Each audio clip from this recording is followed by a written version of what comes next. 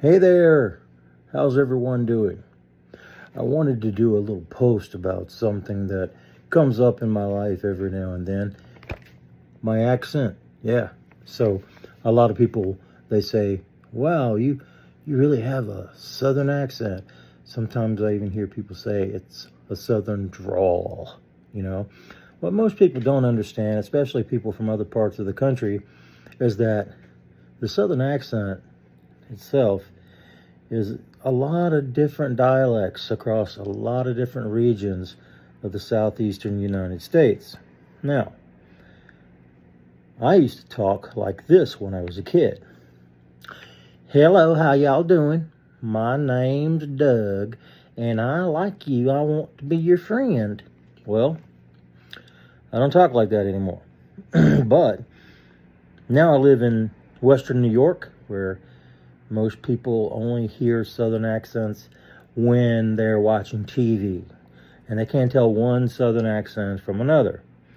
Now, when I was in college, I did get some linguistics classes, and I did do a little in-depth study about the different dialects across the different regions of the southeastern United States. And one thing I really wanted to talk to people about is the accent from where I was born and raised, the South Central Virginia, North Central North Carolina area.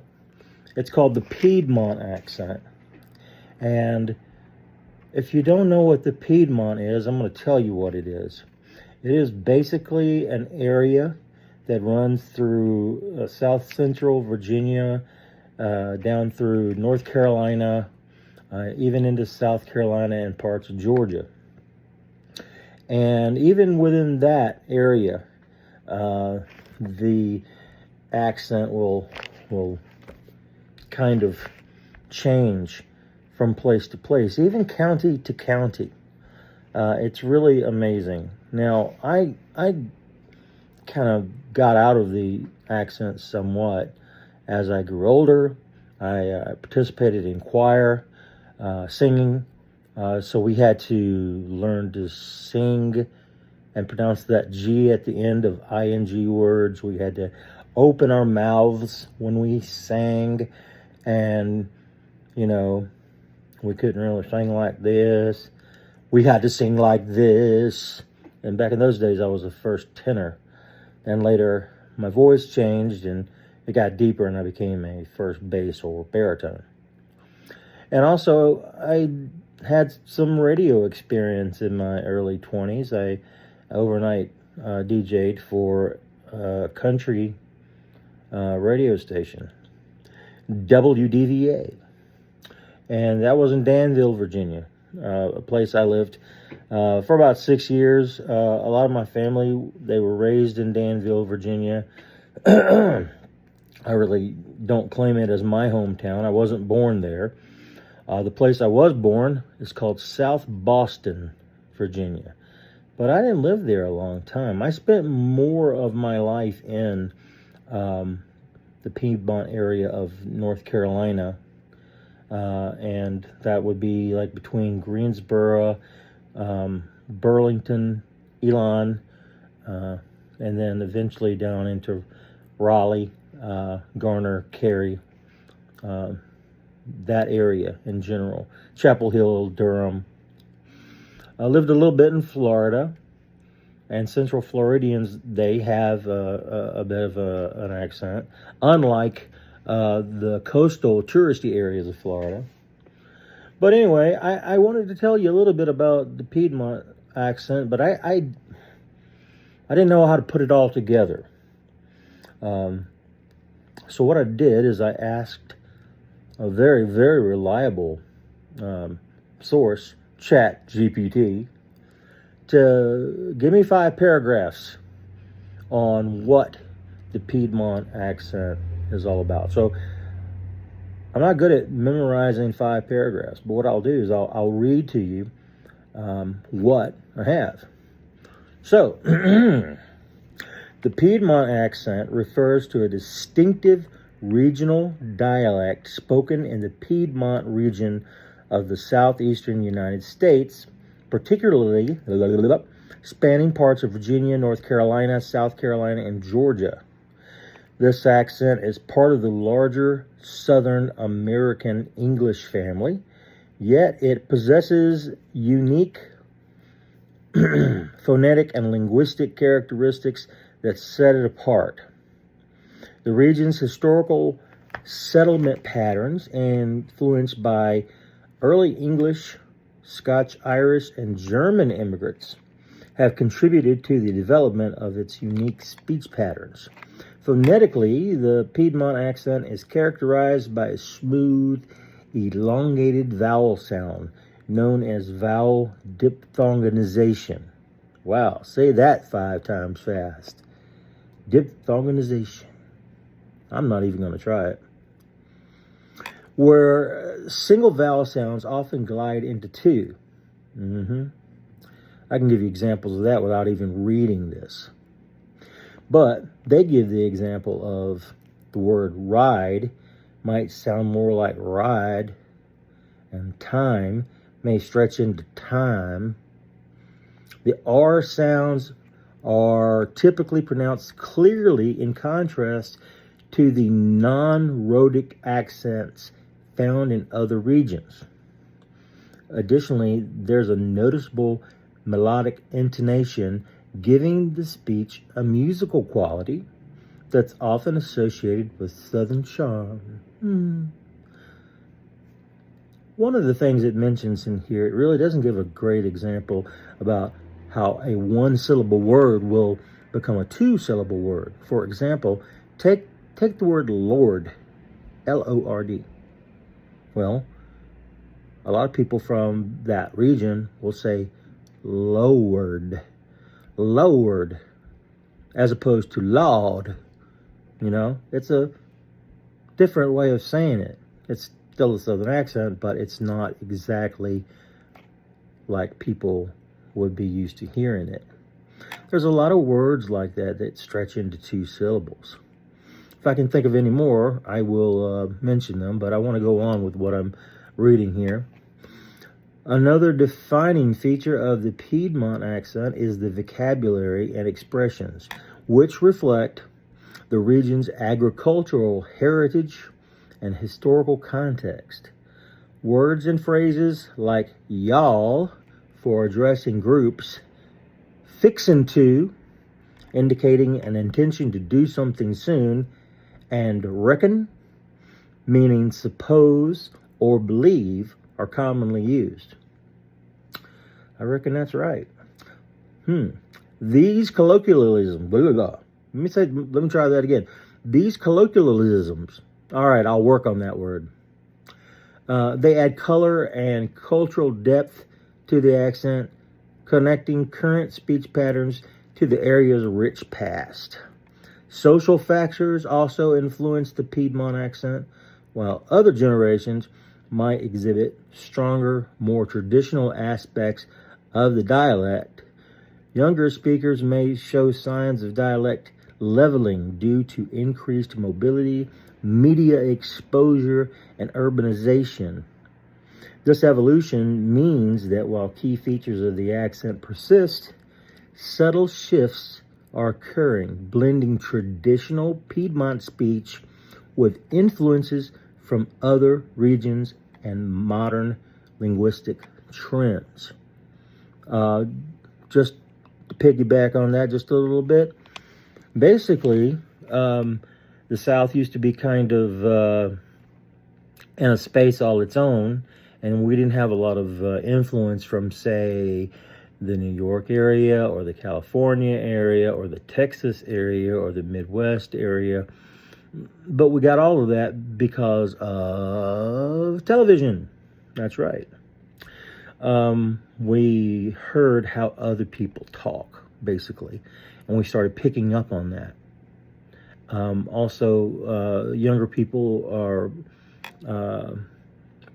more likely to mix with people from other areas of the country and the world, and so therefore they pick up parts of speech from those communities. So it's a really diverse mix that is happening in the American Southeast right now, and they get it a lot now from social media, on the internet, and music, and other things that we normally wouldn't think of as being influential, but it is. Um, you got to also factor in the African American element, because African Americans came to this country against their will and were forced to try to speak a language they had never heard before. And they were often owned, sadly, by people of European descent, like Scotch and Irish and English. And so those accents all mixed together to come up with what we have now as a Southern accent, and then more distinctly, what we're talking about is that Piedmont accent. And so, continuing on, in popular culture, the Piedmont accent often evokes images of Southern hospitality, tradition, and warmth. Now, I disagree with that, because what they end up doing when they add the Piedmont accent, it gets mixed in with what I call the Scarlett O'Hara element. Vivian Leigh was an English actress, very beautiful. She was picked to play Scarlett O'Hara in the 1939 film Gone with the Wind. Problem was, she didn't know how to do a Southern accent at all, and she had to be coached. And she was coached by people from Hollywood who thought they knew what a Southern person or a Southern rich person would sound like. Specifically Georgia, which is like they talk without saying their ahs, Piedmont accent, however, tends to hit that R kind of hard. As a matter of fact, we tend to sometimes put R's in places they're not supposed to be, like the word wash. We'll say wash. I'm going to wash my clothes, or we'll hit it really hard in words like iron. We'll say iron. I'm going to iron my clothes. I'm going to iron my clothes. And so what the world thought was a Southern accent was really Vivian Leigh being coached by people who didn't know the Southern accent in general, coming up with what they thought was a good approximation. And then the rest of the world, even to this day, when they try to teach English speakers the Southern accent, they usually get it wrong. You can usually spot somebody that doesn't have an original Southern accent pretty easily, if you have one. Because I can do dialects from other places simply because I have watched television and heard people speak from all over the world. It's not that way, though, with people necessarily who might live, say, in Michigan or Minnesota. They don't hear as much of that Southern accent because it's not on TV as much like it was in the 60s. With the television shows like Beverly Hillbillies, Petticoat Junction, a lot of those rural shows that were purged by CBS around 1970, 1971. So it's been a long time since those real accents have been on television, with a few exceptions here and there. So while it's hard for non-Southern speakers to speak with a Southern accent, it's not so terribly hard for people who don't come from other places to really learn how to speak in, say, some British accent, or like the Liverpudlian accent, kind of like the Beatles, Hello, my name's John, and I hope you enjoy the show. The next song is by Beatle Paul, and here we go. Paul's gonna sing Yesterday, and then Paul comes out and he sings Yesterday, and it's probably the first Beatles song they ever done where you could tell a little bit that he had an English accent at all, because they learned to sing by listening to American rock and roll, you know. So instead of them singing, I want to hold your hand, they sing, I want to hold your hand. And the reason that is because they learned rock and roll from guys like Little Richard and Fats Domino and Chuck Berry and Buddy Holly, and all these guys had Southern accents. And that's why rock and roll has a Southern accent, you know. And I think the important thing to remember is that just because someone speaks with a Southern accent or Piedmont accent doesn't mean they're not educated, any more than someone who speaks with a Minnesota accent or a Brooklyn, Queens, Long Island accent or a Boston accent. You know, we all play around with those accents, you know, like in Boston, I'm here because I need to get my radiator fixed in my car and I'm going to get a hot dog, you know. But like in New York, you might say like, hey, I want to get a hot dog, you know. That sounds like Rodney Dangerfield. I want to get a hot dog, you know. Fix my radiator, you know. That's a hot dog with some relish on it, you know. But there again, I don't speak the best New Yorker accents, you know. But like, I'm in Western New York, so I don't hear that a lot. Western New York, they have this flat A thing going on with like words like back. They say back. It's hard for me to even say. I've lived in Western New York now for 23 years, and I still can't really get it. The best time to learn accents is when you're young, you know. But just a few more notes that I've got here about the Piedmont accent. It is one of those things where phonetics and linguistics is something that's really good to understand when trying to understand a regional accent. The history and culture of an area is very important when trying to understand an accent. And then with this particular accent, the social dynamics of the southeastern United States, it can really be different for someone who comes from outside of the area. I will tell you one of the ways you can identify being in the Piedmont area. It's marked by this deep orangey, they say red, but it's really orange clay. It just goes right through the land. And I used to play in it when I was a kid, you know, and I'd make things with it, you know, and when it would rain, it would have these orange puddles all over the place, you know, that was left over after it rained.